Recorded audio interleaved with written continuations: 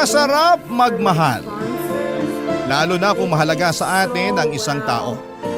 Ngunit mahalaga ring magtira ng respeto para sa sarili dahil masaktan ka man pagdating ng araw, may kakapitan ka pa rin sa kabila ng iyong pagkabigo. Ikaw kabarangay, bigay todo ka rin ba kung magmahal? Dear Papa Dudut, mapagpalang araw po sa inyo at sa lahat ng mga nakikinig ngayon dito sa inyong programa. Tawagin niyo na lamang po ako sa pangalang Helen. 34 years old at taga General Nakar, Quezon. 14 years old pa lamang ako nang ipagbuntis ko ang panganay namin. Nakipagtanan ako noon sa boyfriend kong si Bart. Tutol po sa pagsasama namin ng mga magulang ko dahil masyado pa raw kaming mga bata. Pero wala na silang nagawa noong malaman nilang buntis ako, Papa Dudut. Nagpakasal kami ni Bart sa Huwes pagtungtong ko sa edad na 18. Sa pagsasama namin sa loob ng 2 dekada ay nagkaroon kami ng isa pang anak. Babae ang panganay ko at lalaki naman ang bunso namin. Papa Dudut, sa loob ng 2 dekada, kalahati noon ay nasa Brunei si Bart dahil sa trabaho niya. Driver po siya ng isang mayamang pamilya doon at minsan lang talaga siyang makauwi. Pinapayagan naman siya ng amo niya na umuwi 3 beses sa isang taon kaya nagkakasama-sama pa rin kami ng mga anak namin. Hindi po yun naging madali para sa akin dahil madalas kong nami-miss ang asawa ko. Kahit ang mga anak namin ay nangungulila rin sa kanilang ama na hands-on talaga sa kanila noong hindi pa nag-iibang bansa. Pero sa ganong sitwasyon ay ipinapaunawa ko sa mga anak ko na mas malaki ang sweldo ng kanilang ama kung sa ibang bansa ito magtatrabaho. Tungkol naman sa pagsasama namin ay wala naman kaming naging problema kahit na LDR kami. Loyal ako sa asawa ko at ganon din siya sa akin. Pero unti-unting nayanig ang paniniwala kong okay lamang kami nang may makarating na balita sa akin, Papa Dudut.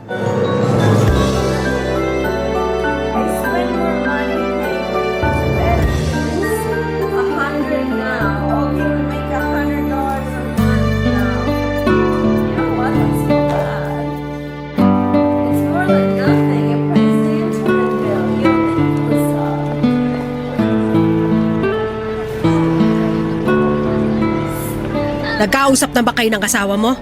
Mukhang hindi na tumatawag sa'yo. Iso ka, Nay. Magkausap nga lang kami kagabi. Kinumusta yung mga bata at saka nagkwentuhan kami. Kailan daw siya uuwi? Next week na raw po. Excited na nga po ako eh. Sa tagal ba naman na hindi kami nagkita? Na-excite ka pa mukhang niloloko ka na ng asawa mo. Nay, saan nyo naman nakuha yung ideya na yan? Loyal po sa akin si Bart. Mahal na mahal niya kami ng mga anak niya kaya hindi niya ako ipagpapalit sa ibang babae. Nasasabi mo yan kasi hindi mo naman siya nakikita araw-araw. Hindi mo alam kung sino-sino mga nakakasama niya. Baka hindi mo namamalayan, may kalampungan na pala siyang iba. Nay naman, huwag niyo namang siraan yung asawa ko ng harap-harapan. Anong gusto mo? Siraan ko siya ng patalikod. Mas maganda na kung harapan kung sasabihin sa'yo na niloloko ka ng asawa mo, Helen. Kung hindi nyo na po gusto si Bart para sa akin, huwag nyo naman siyang gawa ng issue. Mabuti siyang asawa. Hindi naman siya pumapalya sa pagpapadala at sa pangungumusta sa aming mag-iinan niya eh. Baka medyo nakukonsensya pa kaya nangungumusta.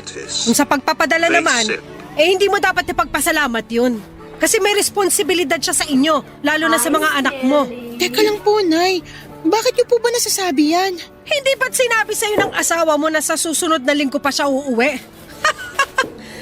2 araw na siya rito sa Pinas. Ano po? Kanino niyo naman nalaman? May nakapagsabi sa akin. Yung anak ng kaibigan kong galing sa Pasay. Nakita niya raw si Bart doon sa bahay na nadadaanan nila pa uwi.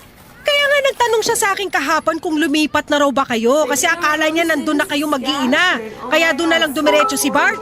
Baka naman niloloko lang kayo noon. Alam niyo naman kung gaano kadaling manira ng tao. Paano kung totoo? Bakit hindi mo tanongin yung asawa mo?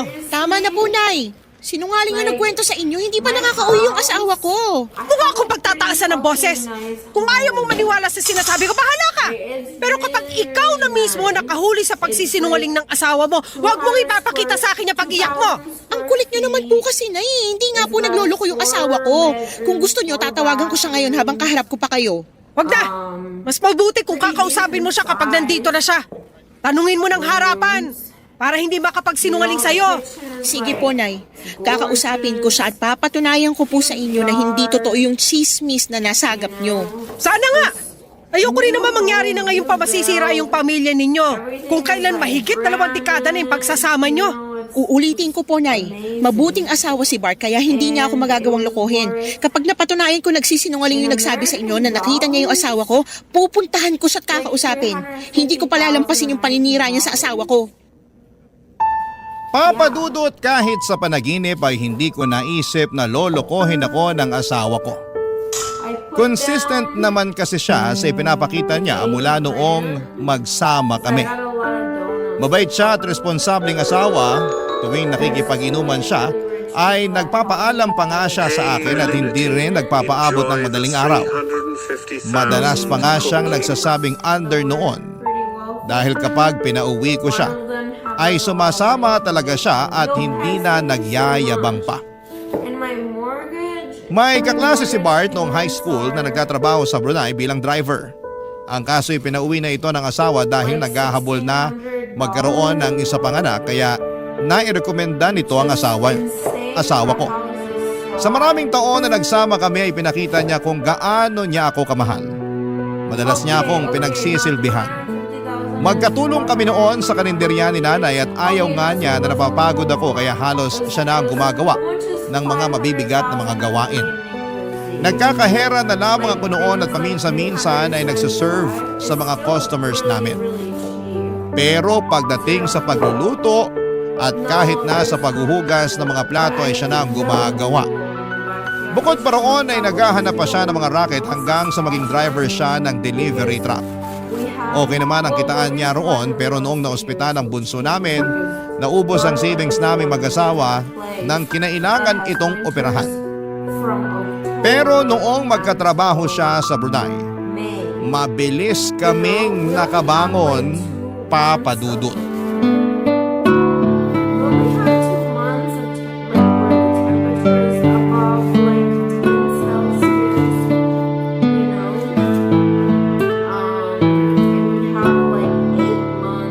Mahal, na-miss kita sobra. Tagal naman kasi nating hindi nagkita. Nandito na ako. At habang nandito ako, babawi ako sa inyo ng mga bata. Nasaan nga pala sila? Nasa school pa. May pasok sila ngayon eh. Oo nga pala. Sinabi mo ba na ngayon ako darating? Siyempre hindi. Gusto mo silang isorpresa, di ba? Oo, miss na miss ko na sila eh. Lalo na yung bunso natin. Tagal na nag-aaya na maglaro kami ng basketball. Siguradong matutuwa yun mamaya kapag nakita ka niya. Na pala, kamusta si nanay?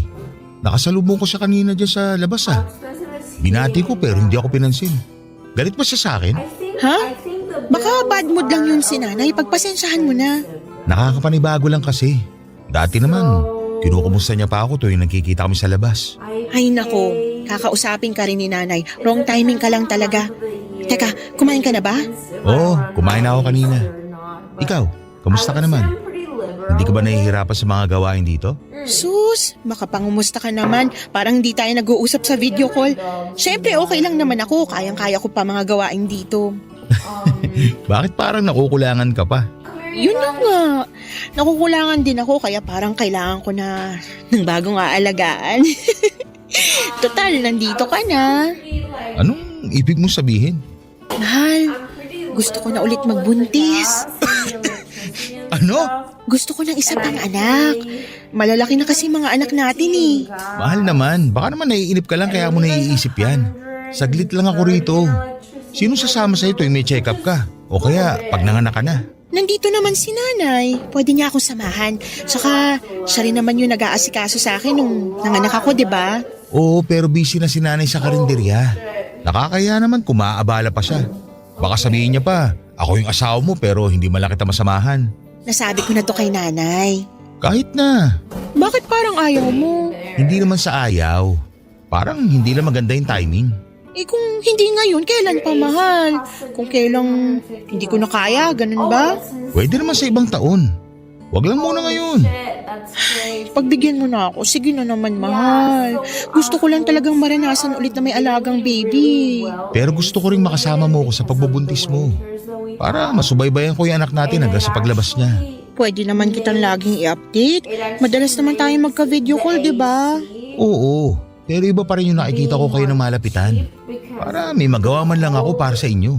May magagawa ka naman eh. Sinusustentuhan mo naman kami, tsaka lagi ka rin nangungumusta. Sapat na sa akin yun.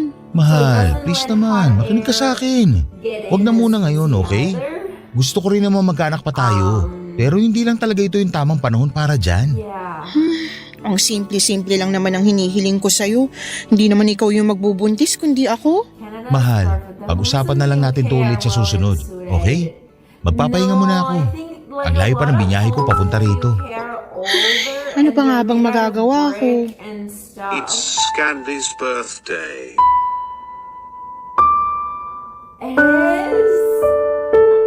Papadudot na gulat ako sa hindi pagpayag ni Bart na magkaroon kami ng anak. Samantalang siya pa ang humihiling sa akin na sundan na ang bunso namin noong huling uwi niya rito sa Pilipinas. Hindi ko alam kung ano ang nakapagpabago ng isipan niya. Tinanong ko naman siya ulit pero iisa lang talaga ang sagot niya. Hindi pa raw yun ang tamang panahon para magkaanak kami, Papa Dudut. Pinanindigan niya po ang katwiran niyang yon, kaya naman hindi na rin ako nagpumilit pa. Inisip ko na lamang na pwede pa rin naman talaga sa susunod na taon.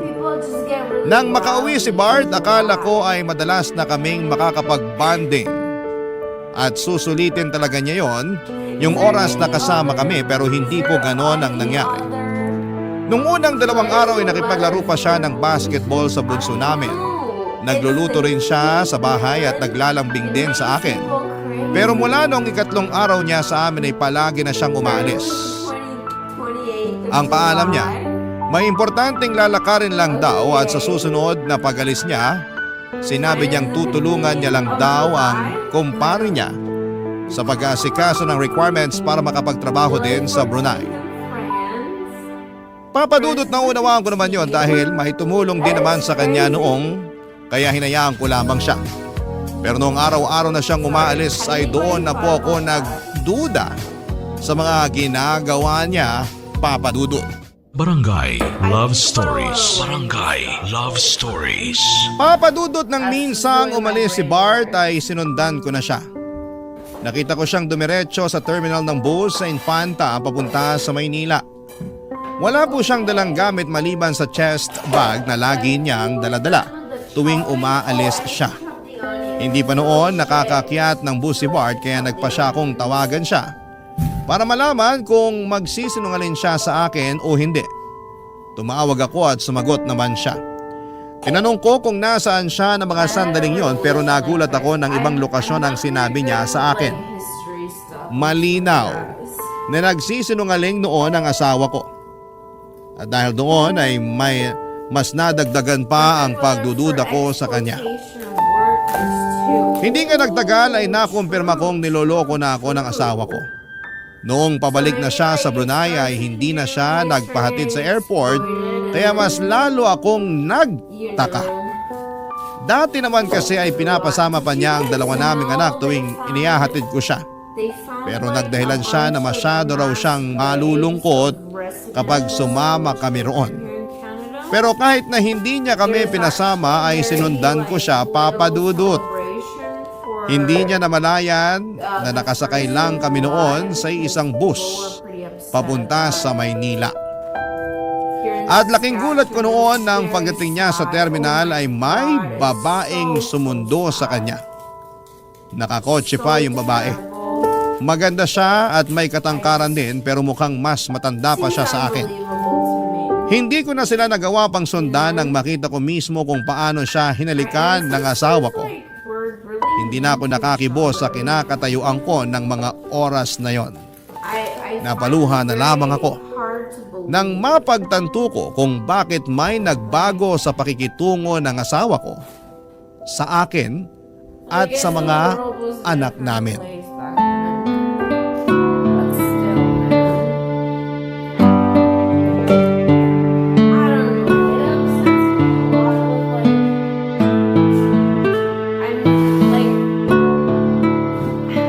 Mahal, kumusta yung biyahe mo pa Maynila? Okay naman. Safe naman ako nakarating dito sa airport. Sa airport? Sana nga, sinama ko kayo eh. Ngayon pa lang, namimiss ko na kayo ng mga anak ko. Talaga? Oo naman, mahal. Bakit parang hindi ka naniniwala? May dahilan ba para hindi ako maniwala sa'yo? Ano ba yung pinagsasabi mo? Siyempre wala. Sigurado ka? Mahal, ano ba to? Parang iba na yung tono mo ah. May gusto ko ba sabihin sa akin? Wala. Wala, pero ganyan ka naman makipag-usap. Ikaw, wala ka bang sasabihin sa akin? Mahal, pwede bang diretsahin mo na lang ako? Ang hirap kasi ng ganito na parang manghuhula pa ako kung bakit ka nagkakaganyan. Nasaan ka ngayon? Nandito sa airport. Pwede bang mag-selfie ka ngayon? Ha? Eh, maraming tao rito. Nakakahiya. Kailan pa naging nakakayang mag-selfie sa airport? Ginagawa mo naman yan dati ah. Mahal naman. Ano bang mahirap sa hinihiling ko sa'yo? Selfie lang naman, 'di ba? Hindi kasi pwede. Bakit hindi pwede? Baka naman kaya ayaw mo kasi wala ka naman talaga sa airport. Paano mo naman nasabi yan? Pwede ba? Huwag ka nang magmaang-maangan. Akala mo ba hindi ko malalaman na next week pa talagang flight mo? Ano? Hindi ka makasagot kasi totoo yung sinasabi ko? Oo, totoo. Wala rin naman point kung magsisinungaling pa ako. Wala ako sa airport. Nandiyan ka sa babae mo, di ba? Kailan mo pa ba ako niloloko, ha? Kailan pa kayo ng babae mo? 5 taon na. 5 taon? Ganong katagal na kayong magkarelasyon? Bart naman! Paano mo nagawa sa akin to? Mahal, pasensya ka na. Kinailangan ko lang kasing gawin to. Kailangan ko ng tulong niya para magkaroon ng trabaho sa Brunei. Tinulungan ka naman ng kaibigan mo, di ba? Ano pa yung tulong na sinasabi mo? Nagsinungaling ako sa'yo noon. Totoong tinulungan ako ng kaklase ko nung high school. Pero nabankrupt yung amo ko. Nagbawas na siya ng mga driver nila. At isa ako sa natanggal kasi ako lang naman yung Pinoy doon. Hindi ko na alam yung gagawin ko noon, mahal. Buti na lang, ipinakilala sa akin ng kaibigan ko si Angelica. Siya yung tumulong sa akin para magkaroon ng panibagong trabaho sa Brunei. Marami siyang kilala na makakatulong sa akin. Kaya may napasukan kaagad ako noon. Kaya ba pati yung Angelica na yun, pinasukan mo na rin? Mahal naman. Intindihin mo naman ako. Para sa inyo rin naman itong ginagawa ko. Hindi ko lang talaga sinabi sa'yo na natanggal ako sa trabaho kasi ayoko ma-stress ka pa. Saka ayoko rin umuwi nang wala man lang sapat na ipon. Ngayong may ipon na tayo, hindi mo na kailangan makisama sa babae mo. Umuwi ka na rito. Mahal, hindi talaga pwede. Please naman, unawaan mo naman ako ngayon. Anong gusto mong gawin ko, ha? Tanggapin na lang na may kahati ako sa'yo, ganun ba? Hindi naman magtatagal to, mahal. Pansamantala lang to. Ikaw pa rin yung mahal ko. Kayo pa rin yung pamilya ko. Kaya sana, pagbigyan mo na muna ako ngayon. Alam mo, hindi ko alam kung paano mo pa nasasabi sa akin yan ngayon. Hindi ka pumayag nung sinabi ko sa'yo na gusto ko magbuntis ulit. Tapos ngayon, malalaman ko na may kabit ka pala. Anong gusto mo maramdaman ko? Dapat ba hindi na lang ako masaktan kasi mahal mo naman kami ng mga anak mo? Niloko mo na nga ako eh. Huwag mo naman akong gawing tanga.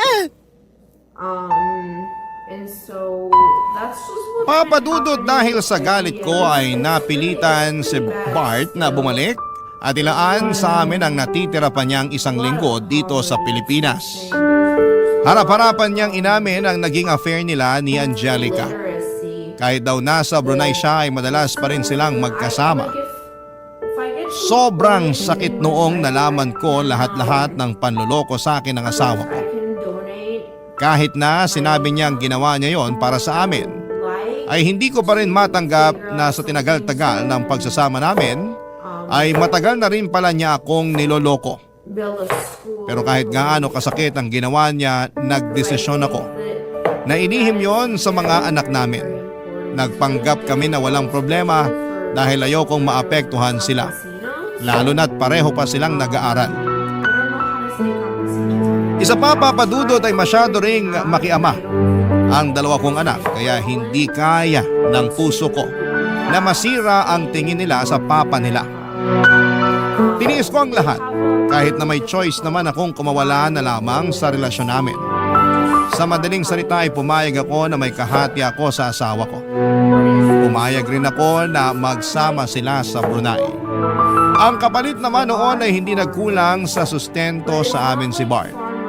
Palagi rin siyang tumatawag para kumustahin ang mga anak namin. Sa madaling salita ay walang nagbago sa amin. Kahit pa alam ko na may kabit siya, Papa Dudut. and they don't have like access to a lot of stuff like electricity and running water. And they live in villages really separated from society.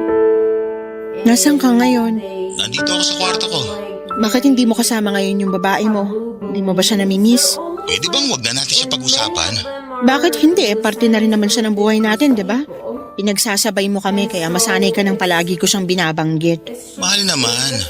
Kayo pa rin yung pamilya ko kahit nagsasama na kami ni Angelica. Nabuksan ko yung Facebook account mo at nabasa ko yung conversation yung dalawa. Akala ko ba, kailangan mo lang siya. Bakit may pa-I love you ka na sa kanya?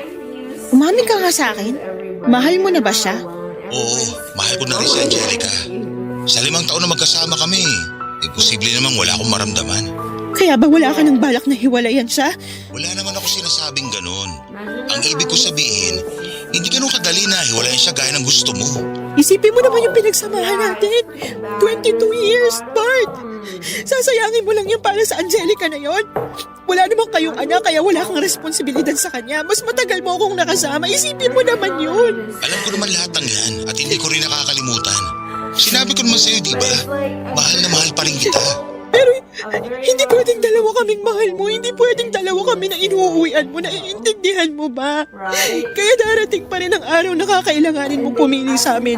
At alam mong hindi ako papayag na hindi kami yun. Kayo pa rin ang pipiliin ko, alam mo yun. Pero hindi ko pwedeng gawin yan ngayon kasi hindi pa nakakatapos yung mga anak natin. Anong ibig mong sabihin? Makikipagrelasyon ka sa ibang babaeng yun sa loob ng maraming taon. Sa gusto mong mangyari, imposibleng hindi ka makabuo ng pamilya sa kabit mo. Tapos ano, kakalimutan mo na kami kasi may bago ka na. Sabihin mo na lang kung ayaw mo na talaga sa akin kasi maghahanap na rin ako ng iba. Mahal, huwag ka namang ganyan. Mahal na mahal kita. Huwag mo naman ako ipagpalit sa iba. Ang kapal naman ng mukha mong sabihin niya sa akin samantalang ikaw yung naunang mga liwa. Usa saan dumating. Hindi ko siya hinahanap kaya ibang kaso yun. Ah, ganon. Kaya tuwing may bagong darating, tatanggapin mo na lang. Si Angelica lang yung babae ko, okay? Wala nang iba. Dapat ba akong matuwa na wala nang iba? Lintik naman, Bart!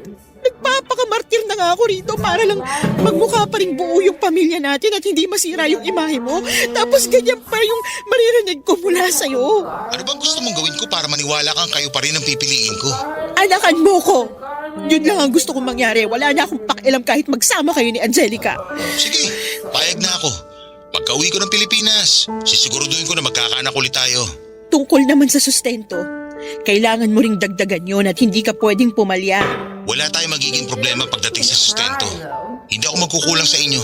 Mabuti kung ganun. Pero sana, wag mo na akong pilitin makipag-hiwalay kay Angelica. Hihiwalayan ko siya kapag natapos na yung mga anak natin sa pag-aaral. Pero sa ngayon, magiging patas ako sa inyo. There's no lime in the corona. No, I don't like when my Papa Dudut, batid ko na napakatanga ko sa naging desisyon ko. Pero handa na ako noong magpakababa para lamang hindi kami maghiwalay ni Bart. Hindi lang dahil mahal na mahal ko pa rin siya kundi dahil hindi ko kayang makita na pinagtatawanan ako ng ibang tao. Sa dahilang ipinagpalit ako ng asawa ko sa ibang babae sa kabila ng 22 years naming pagsasama. Kumapit pa rin ako sa relasyon namin dahil alam kong may nararamdaman pa sa akin si Bart. Yun na lamang kasi ang pinangahawakan ko, Papa Dudut. Binantaan ko lang siya na maghahanap din ako ng iba pero ang totoo ay hindi ko naman po talaga kayang gawin yon. Pero kung gugustuhin ko lang ay hindi naman po ako mahihirapan.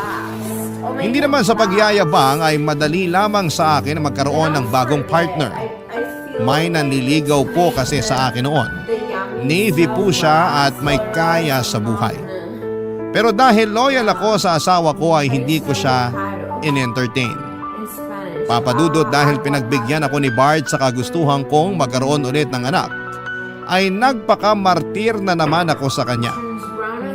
Sa pagkakataong yon ay mas naging malala pa dahil kahit nakauwi na siya ng Pilipinas, ay pinapayagan ko pa siyang lumuwas ng Maynila para magkasama sila ni Angelica. Nang malaman ni nanay ang tungkol doon ay halos magwala siya sa sobrang galit. At sinabihan si Bart na huwag magpapakita sa kanya. Hindi rin nagustuhan ni nanay ang ginawa ko, pero dahil sa pagmamahal niya sa akin bilang anak ay dinamayan pa rin niya ako sa mga kagagahan ko, Papa Dudut. Barangay Love Stories. Barangay Love Stories. Papa Dudut, nabuntis ako ni Bart bago siya bumalik sa Bunay. Nakumpirma ko yon matapos kong mag-PT at magpatingin sa OB. Nagpa siya akong hindi na muna sabihin sa asawa ko ang tungkol doon hanggat hindi pa lumalaki ang tiyan ko. Naunang makaalam si nanay at ang mga anak ko, pero sinabihan ko sila na huwag munang babanggitin kay Bart. Akala naman ng mga anak ko ay ginawa ko yon para isorpresa ang tatay nila, kaya na-excite pa sila nang sabihin ko yon. Ang hindi nila alam ay plano kong gamitin ang pagbubuntis ko para makasama na talaga ng pagmatagalan ng asawa ko.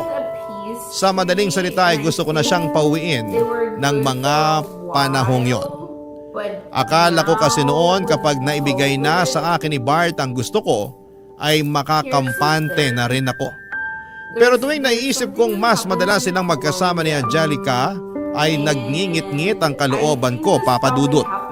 Parang gusto ko na lamang bawiin si Bart at pilitin ng makipaghiwalay sa kabit niya.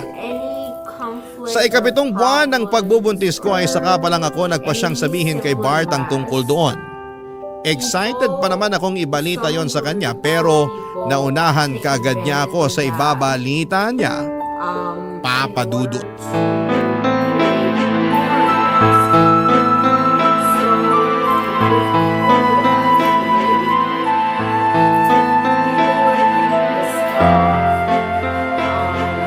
Anong sinabi mo? Tama ba yung narinig ko? Buntis si Angelica? Oo, mahal. Kahapon ko lang nalaman. 3 buwan na raw. Hindi siya pwede mabuntis. Alam ko magagalit ka, pero mahal, nandito na to eh. Hindi naman kaya ng konsensya ko kung ipalalaglag namin yung bata. Saka gusto na rin ni Angelica na magkaanak na kami. Tapos ano? Kasal na yung susunod niyang hihilingin sa'yo. Ang kapal naman ng mukha ng babaeng yan. Ganun na nga yung gusto niya mangyari. Gusto niya na magpakasal kami. Hindi ako papayag. Alam ko, hindi naman ako magpapakasal sa kanya. Pwede naman ako magdahilan na lang sa kanya na hindi basta-basta ang proseso ng annulment. Kung sasabihin mo yan sa kanya, parang pinaaasa mo pa siya. Ipakausap mo siya sa akin. Baka kailangan mo na ipamukha sa kanya kung anong lugar niya sa buhay mo. Hindi naman mangyayari yun eh. Sinabi mo rin sa akin noon na kami yung pipiliin mo, pero anong ginawa mo, ha?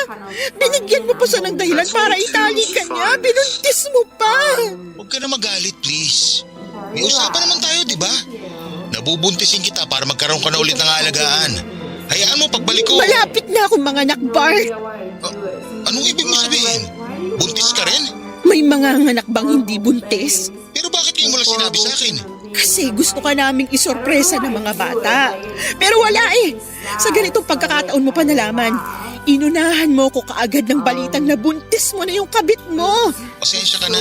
Kung alam ko lang, Kung alam mo lang ano, may gagawin ka ba para mapasaya ako ngayon? ano bang gusto mo, mahal? Hiwalayin mo si Angelica. Pero, Wala nang pero. Ang tagal ko nang nagtiis na may kahati sa'yo. Hiwalayan mo siya kung gusto mo pang makasama yung bago nating anak. pwede bang saka na lang kapag nanganak na siya? Baka kasi kung ano pa maisipan niyang gawin kapag ngayon pa ako nakipag-iwalay sa kanya. Kawawa naman kung matadamay pa yung inosenteng bata. Siguraduhin mo lang natutuparin mo na yan, Bart. Kasi kung hindi, mapipilitan talaga ako na ilayo sa'yo tong anak mo. Pangako, totoo na to. Kamusta pala yung baby natin? Nakakapagpa-check up ka ba? Sinong kasama mo sa pagpunta sa doktor? Si nanay. Siya naman talaga nag-aasikaso sa akin noon pa. Kunwari ka pang hindi mo alam. Pasensya ka na kung wala na naman ako sa tabi mo. Sanay na ako. Kaya hindi mo na kailangang humingi ng pasensya. Lalaki ba yung anak natin? Oo. Talaga? May naisip ka na ba ipapangalan sa kanya? Wala pa. Pwede bang ako na lang magpangalan sa kanya? Hindi mo na kailangang hilingin sa akin yan kasi ikaw naman yung ama nitong dinadala ko. Sige, mag-iisip ako ng ipapangalan sa bunso natin. Sana pag-isipan mo rin yung pag-uwi mo rito sa panganganak ko.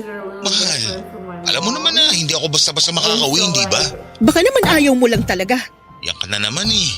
Basta, titingnan ko. Pero kung sakaling hindi ako makakauwi, pahingi ako ng mga picture ni baby pagkapanganak mo sa kanya. Kahit yun lang, mahal. Because she doesn't know how to handle it. She doesn't cope very well with like. Papadudot, alam naman ni Angelica na kasal kami ni Bart pero hindi ko maintindihan kung bakit hinihiling pa niya na pakasalan siya ng asawa ko. Pero kahit na ano pang gawin niya ay hindi ako papayag na maghiwalay kami ni Bart. Pinangahawakan ko ang kasal namin at malaki ang laban ko hanggat hindi pa ako hinihiwalayan ng asawa ko. Sa galit ko noon ay gumawa ako ng paraan para makausap si Angelica. Dahil pareho lang naman kaming nasa Pilipinas, kung tutuusin ay pwede ko siyang puntahan pero dahil malaki na ang tiyan ko ay may hirapan na akong magbiyahe. Nagkaroon kami ni Angelica ng mainit na sagutan. Hindi ako nagpatalo sa kanya dahil ako ang legal at ipinamukha kong kabit lamang siya ng asawa ko. Doon na siya nagwala at aksidente niyang nasaktan ang sarili niya. Papadudot sa kasamaang palad ay nakunan po si Angelica. Hindi ko naman ginusto ang mga nangyaring yon sa kanya at aaminin ko na naawa ako sa kanya dahil sa mga nangyari. Pero medyo nakahinga rin ako ng maluwag dahil wala na siyang hahabulin sa asawa ko. Papadudod sa pagkawala ng ipinagbubuntis ni Angelica, akala ko noon ay tuluyan na siyang hihiwalayan ni Bart. Pero hindi po ganon ang nangyari. Always buy garlic in like a can.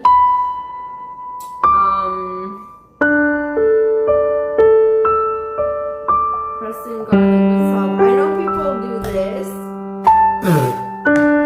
Okay, no, Loki. This is bad for me. Anong sinabi ko sa'yo?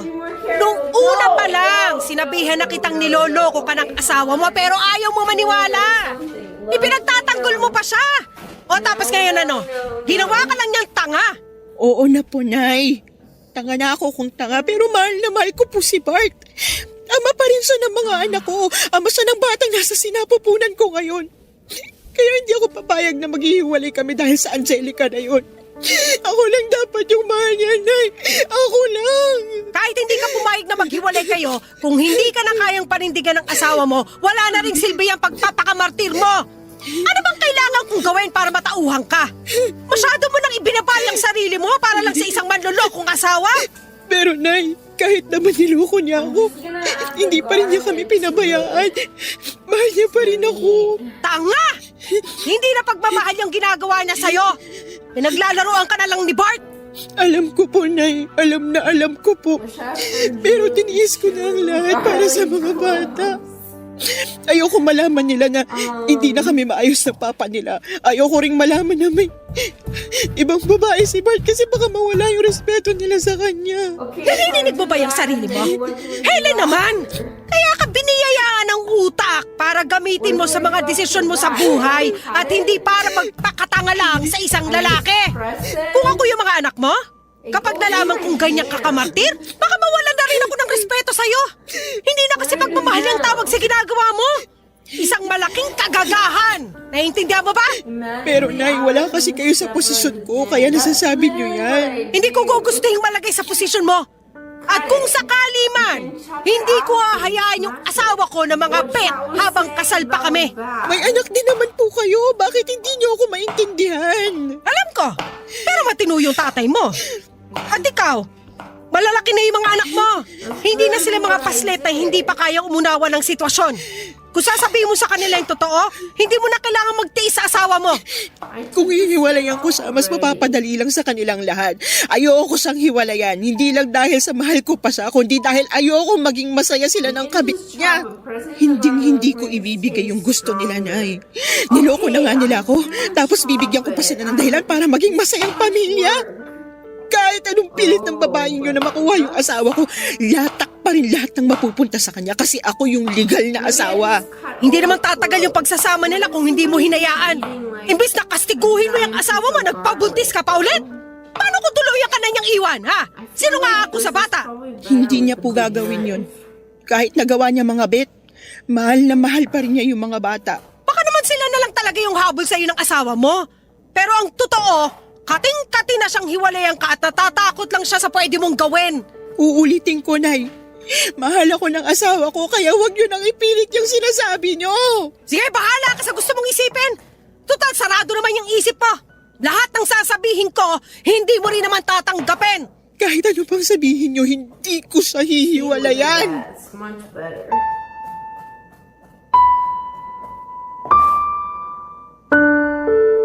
Papadudod sa kabila ng mga nangyari kay Angelica ay nakumpirma kong nagsasama pa rin sila ni Bart at wala talaga siyang balak na hiwalayan nito. Flavor. Hindi nga nagtagal ay hiniling na rin niya papadudot na maghiwalay kami. Tama si nanay. Mga bata na lang talaga ang habol sa akin ng asawa ko. Nangako naman siya na hindi siya magkukulang sa suporta niya sa mga bata. I'm gonna start cooking the Lalo na sa batang nasa sinapupunan ko sa ngayon. Humihiling siya ng annulment at willing daw gumastos si Angelica para doon. Pero hindi ako pumayag. Hinayaan ko silang magsama gaya ng gusto nila pero hindi ko hinayaang mawala sa akin ang titulo bilang legal na asawa.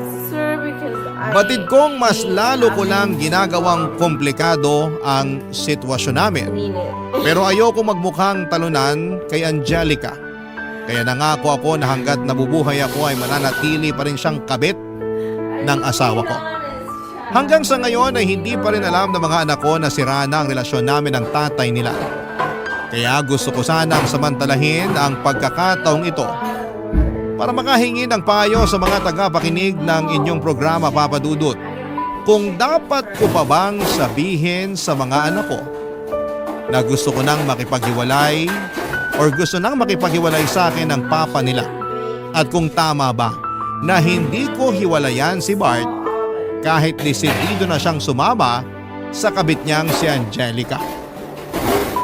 Sa ngayon ay hanggang dito na lamang po muna, Papa Dudut, ang kwentong ibabahagi ko at maraming salamat po sa pagbabahagi nito, Papa Dudut, at gayon din sa lahat ng bumubuo ng Barangay LS. God bless and more power sa inyong programa.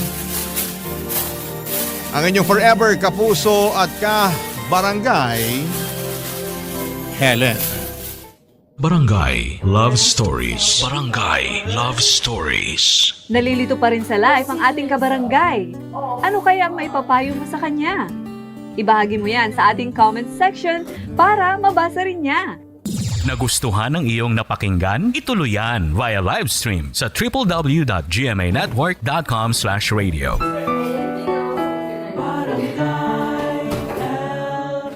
In Mega Manila, 97.1. Forever.